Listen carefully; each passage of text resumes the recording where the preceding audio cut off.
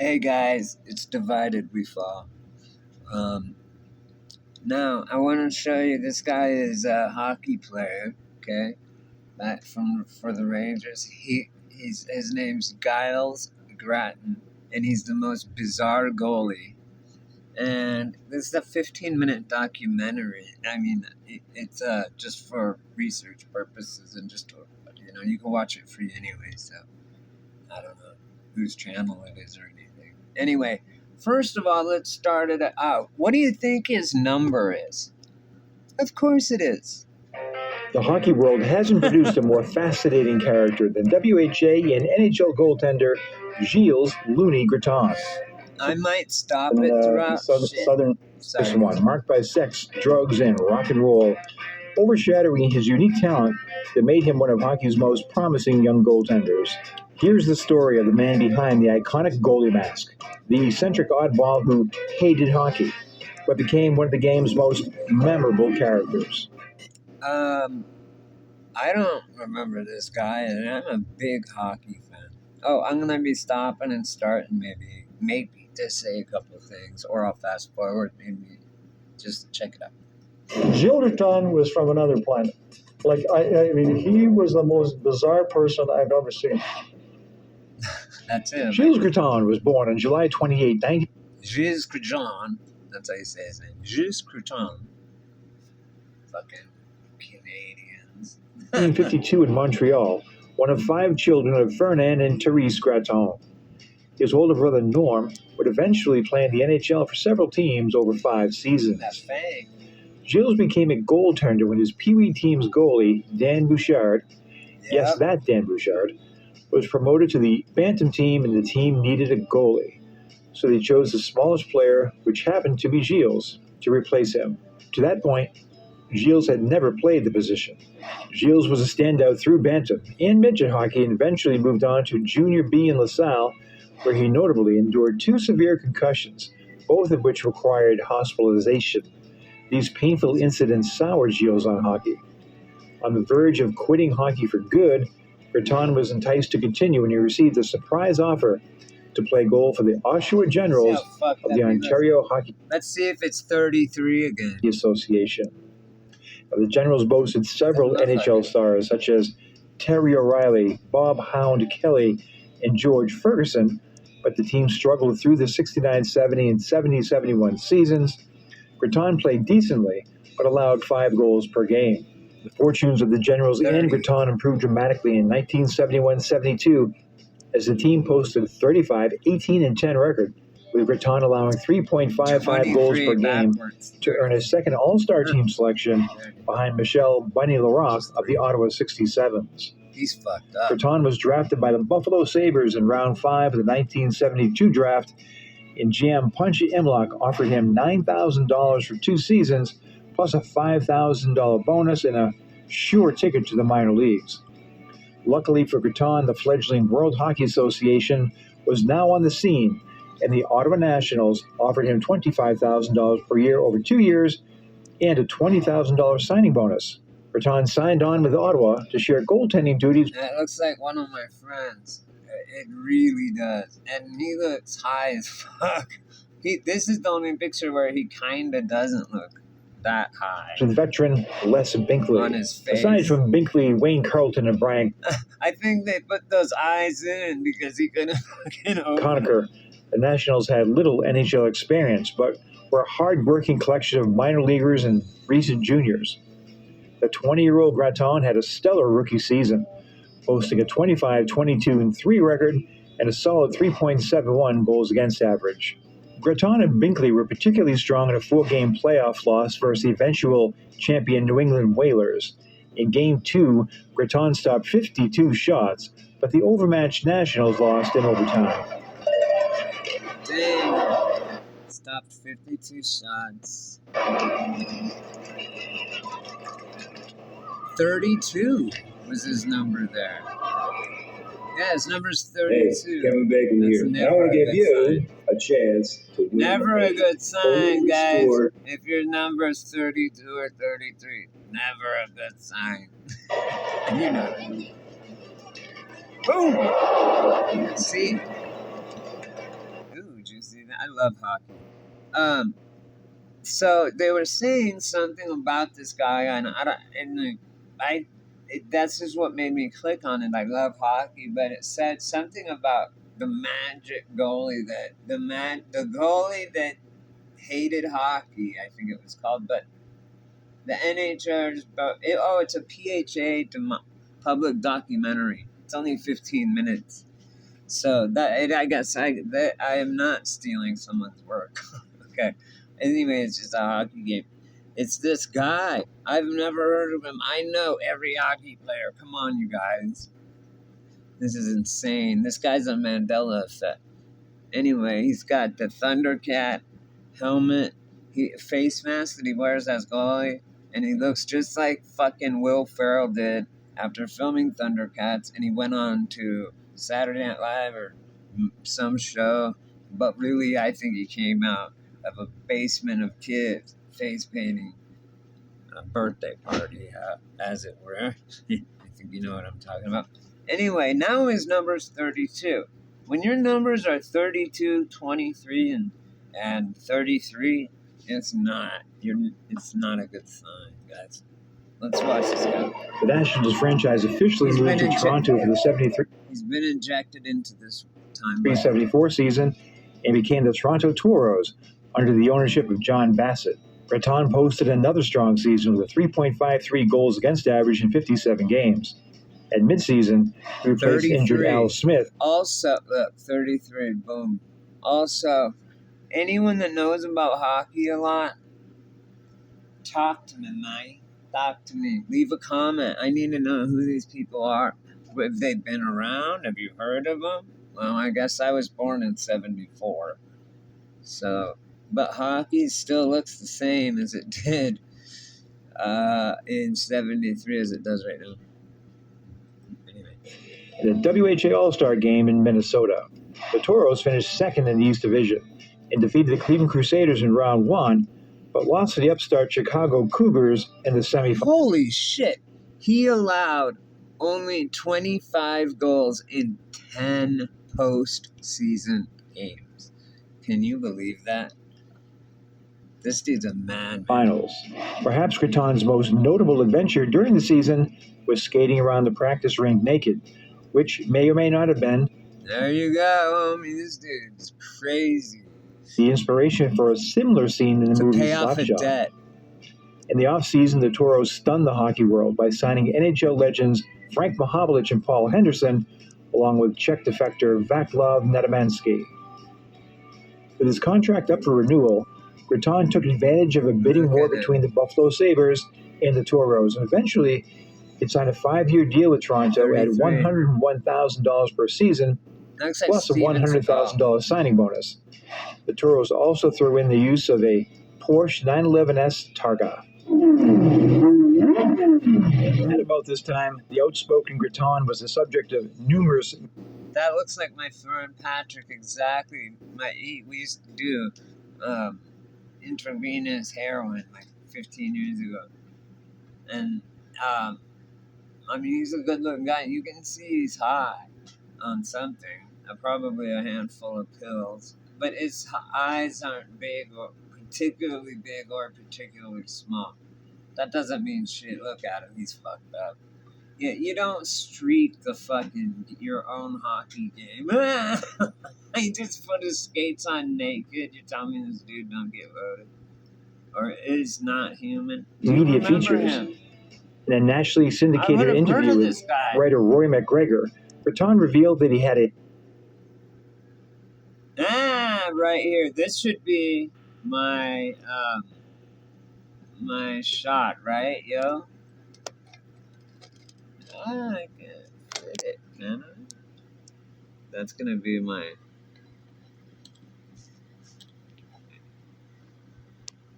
That's gonna be my shot for the... What is it? What they call it? Thumbnail. That's pretty funny. Gratuny. Sure, all goalies are a bit crazy. You get it. A great disdain for playing hockey. According to Grafton, quote, "My ambition is to never work. That's what hockey gives me." Yeah, he's not fucked up. Look at him. That's him in the background. Let's read this. A little later, the Porsche's hitting 110 with fifth gear to spare. Grafton is explaining what hockey means to him. My ambition is to never work. Yes, that's my job. That's my job. My ambition. That's what hockey gives me. I'll play it until I stack up enough money to float for the rest of my life. Then I'm gone, man. Gone. Like Pluto, man. Gone. No. I'm a specialist of nowhere. Have no and want no responsibility. Yes, this dude's awesome. Play until I stack up enough money to float for the rest of my life. Then I'm gone. Man, gone. I'm a specialist of nowhere. Have no and want no responsibility. Hockey gives me free time and lots of money, but I hate it. I like to win, I admit that, but I hate the pain and I hate the stupidity. The last 2 years I felt like I should say the hell with it and go back home to Montreal. Sometimes I think, why am I in this rink getting pucks thrown at me when I could be home enjoying life? I know it does. Journalists hurt. also became curious about Grafton's passion for the types of things that were not typical among professional athletes, such as the fact that he was an accomplished piano player despite never taking a lesson.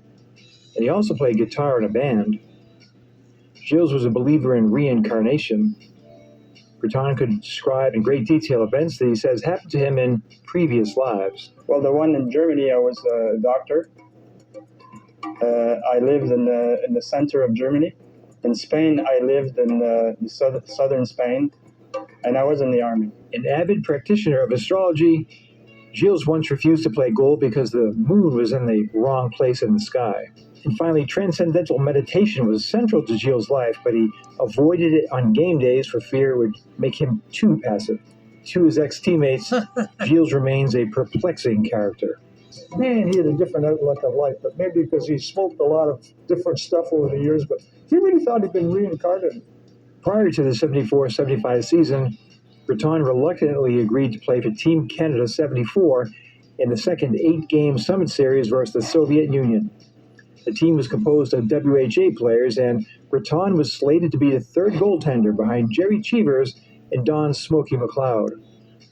Grafton was asked to play Game 5 for an injured Jerry Cheevers, but he refused, due to his dislike of team director Wild Bill Hunter. Cheevers played through the injury and was outstanding anyway. After the first 4 games in Canada, and prior to arriving in the Soviet Union, Team Canada played exhibition games in Sweden and Finland.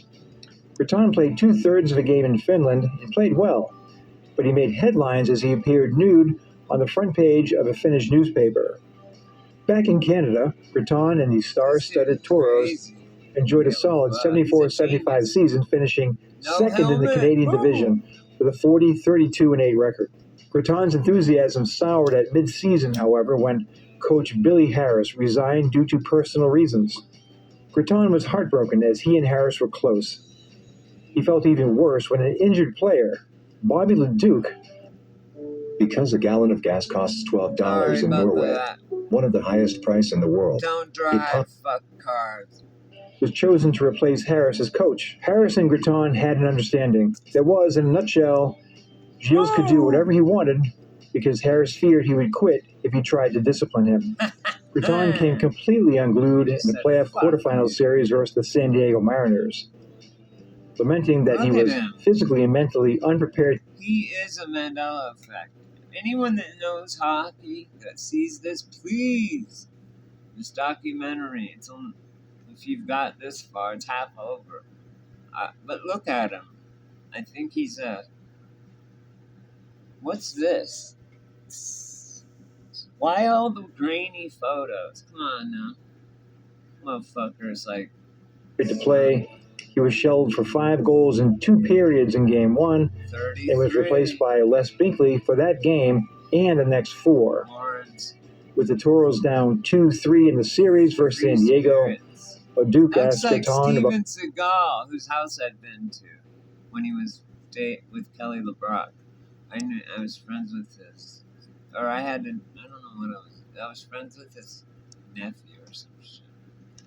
Okay, now watch. Physically and mentally unprepared to play, he was shelled for 5 goals in 2 periods in Game 1 and was replaced by Les Binkley Toros. It's 30. Look, Horns. We all see it. for that game and the next 4. That is a cut. That ain't even him. Does that not look like a cut-out picture? Sorry. 4. With the Toros down 2-3 in the series versus San Diego. Look, does that look like Steven Seagal pasted on there or what? That was when players didn't have to wear helmets. Wayne Gretzky was actually, I think, the last person that retired, and now it's all helmets, and now the generation will never know. That looks like Steven Seagal's This is pasted. Some of this But Duke stuff. asked Grafton about starting Game 6, and Grafton told him to, quote, F off. Yes! He wandered off to a local tavern and became inebriated. The day after being eliminated, Grafton skipped the year-end team photo, hopped on a plane to Florida, and was subsequently sued by the Toros for breach of contract, a contract which still had 4 years remaining. On July 3, 1975, the Buffalo Sabres traded Grafton's rights to the St. Louis Blues, who signed Gilles to a 6-year contract at $90,000 per season. The NHL draft was in Montreal that summer, and the Blues wanted Gilles to stop by and say hello. When he arrived, he bumped into an old acquaintance from Oshawa, Gary Young, who gleefully asked Gilles how he felt about joining the Blues. Grafton responded, quote, I don't give an F as long as they pay me. Effing hockey. I hate it. A few minutes later, Grafton learned that Young had been named the head coach of the St. Louis Blues. So not surprisingly, Young and Grafton were at odds from the start. Grafton played just 6 games for the Blues and recorded a 2.49 goals against average and a 2-0-2 record, but he failed to finish 3 of those games, feigning injury. The breaking point came on November 20 in a game versus the New York Islanders. 5 minutes into the game, he was hit on the elbow by a Bob Nystrom shot. Grafton skated off the ice. A cold Eddie Johnson was forced to replace him and was shelled for 8 goals. Grafton was done with the Blues. On his way out of St. Louis, Grafton accused Young of being an anti-French Canadian racist. Grafton tried to return to the Toros, but the Blues retained his rights and refused to relinquish them. Moreover, his Toros teammates still resented him for deserting the team in the 1975 playoffs. There'd be no second act for Grafton in Toronto. So once again, he hopped in a car, headed to Florida to, quote, work on his music. He assumed his hockey career was over, but this was the 1970s, and the demand for goaltenders far exceeded the supply. Later that summer, New York Rangers GM John Ferguson offered Grafton a 3-year contract. Although he was woefully out of shape, he made the team as a backup to John Davidson. The Rangers were trying to recover from a horrendous 75-76 season, but were a dysfunctional mess in 76-77. For his part, Grafton showed his appreciation for Ferguson's lifeline by drinking heavily, smoking pot daily, and concocting numerous excuses to avoid playing. John Ferguson would ask him to play, and he'd have some worked excuse. When I played hockey, I kind of used it just to play with people's mind, just to play with the coach's mind. I can't play because my moon is not in right alignment with the sun. And if you play me tonight, I'm going to let in about 15 goals. And he looked at me and he says, tomorrow when the full moon's gone, I'll be happy to be able to play type of thing. But he used to try. Coach is nuts. He actually shared the fact that he was reincarnated as a hockey goalie from being an executioner in Barcelona, where he threw the rocks at the sinners, and that he had to meditate to eliminate that fear. I guarantee, because they're mocking him, that he's right. Some games you just get out of the way of the puck, thinking possibly that it was the rocks and we get him back. The team finished well out of the playoffs. Grafton's record was an unimpressive 11-18-7 with a 4.22 goals against average. Right there, Ferguson blasted Grafton's play as, quote, not NHL caliber. Despite Grafton's shoddy play, the 1976-77 season remains the most notable part of his legacy. for his choice of goalie mask 33.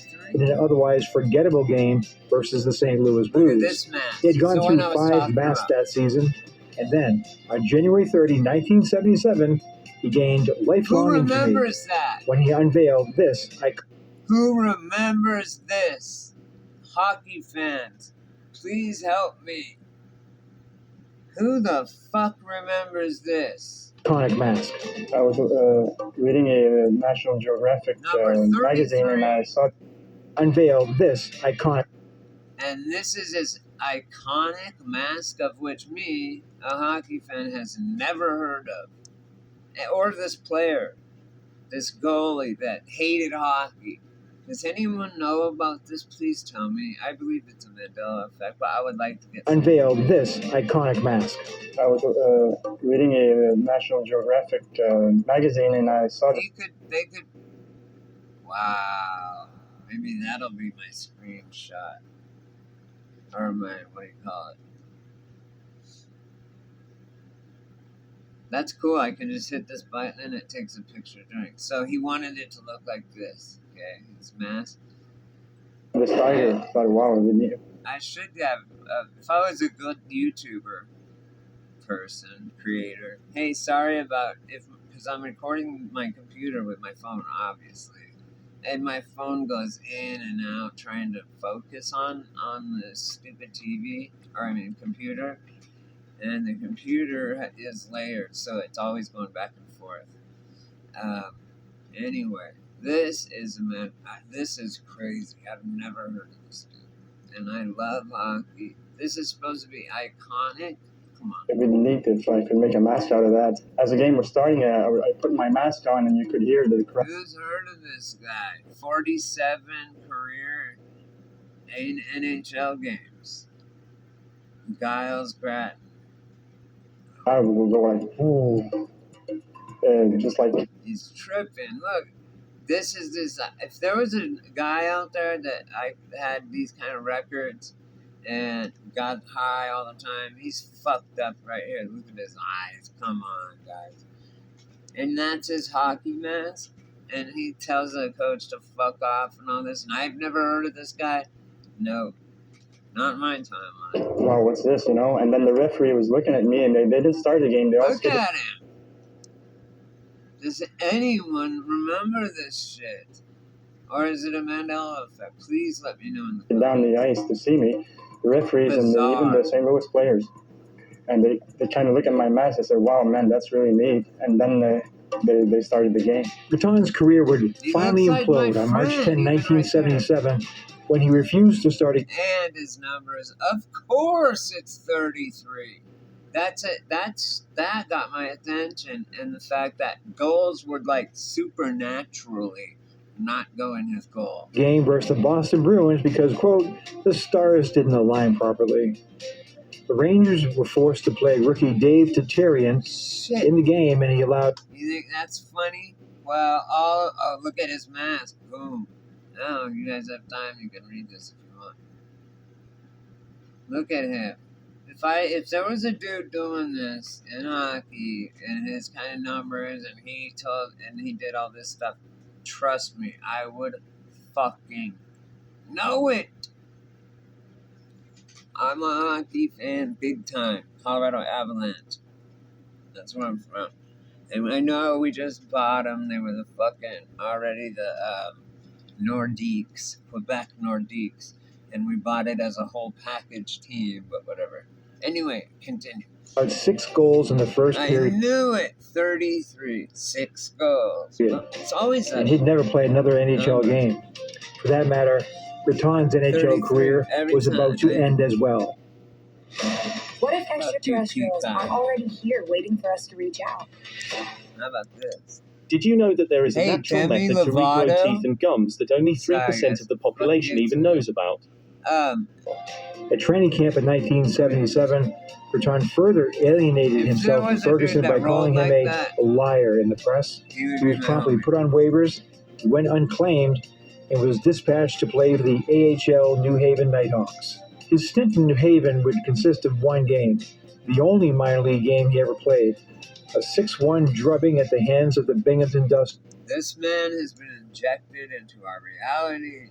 It's not. I mean, historically, it's showing the photos. It's a Mandela. I guarantee it. I can sniff it. I know it. And then this number on top is 33. That just, which flows. We know the signs. In a newspaper article soon after, he was quoted. It looks like a sheet of acid. It's, I wouldn't be surprised. It's perforated. It looks like a sheet of fucking blood or just acid. It's signed by him. It probably fucking is. Is referring to New Haven as a prison, but a well-paying prison. I'm happy to make money and do nothing, he said. They have to pay me. Grafton was suspended, and the Rangers eventually bought. What's the symbol on his chest? To the Binghamton Dusters. In a newspaper article soon after, he was quoted as referring to New Haven as a prison, but a well-paying prison. I'm happy to make money and do nothing, he said. They have to pay me. Grafton was suspended, and the Rangers eventually bought out his contract. At this point, Grafton's exit from hockey barely registered a blip.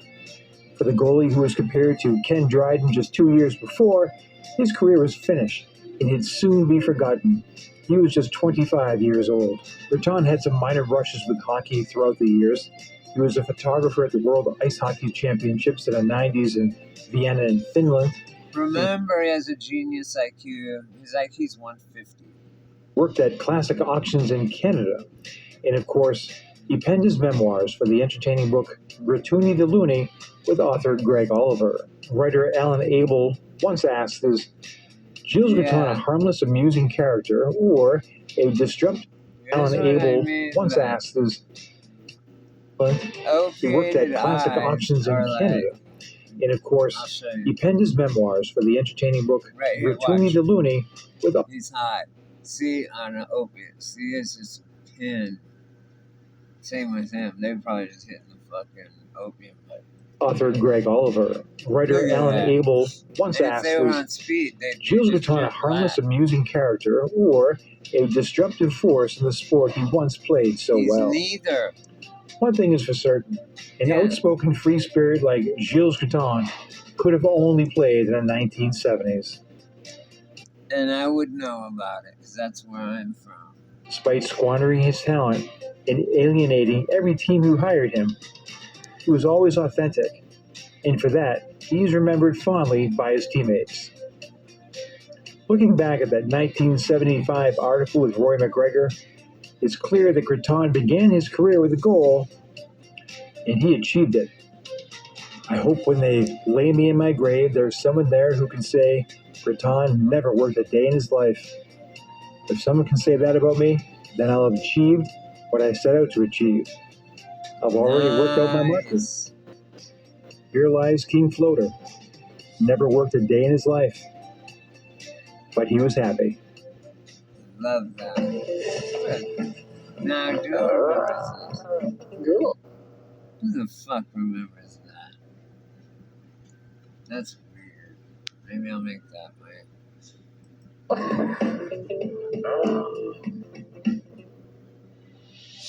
Thanks for watching this episode of PHA TV. Please hit the subscribe button and never miss a classic hockey video. That's what it's from. So you go there and watch it if you want. Or I just recorded it. Boom.